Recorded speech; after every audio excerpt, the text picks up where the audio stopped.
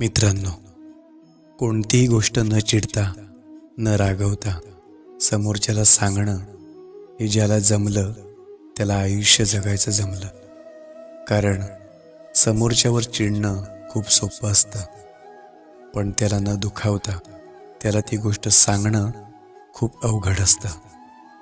जीवनात जर शांतता हवी असेल तर दुसऱ्यांशी वाद घालण्यापेक्षा स्वतःला बदलून घ्या. कधी कधी शांतच राहणं खूप गरजेचं असतं. आयुष्याकडे सगळ्याच प्रश्नांची उत्तरं मागायची नसतात. कारण ओंजळीत पाणी तर पकडू शकतो, पण टिकून मात्र नाही ठेवू शकत.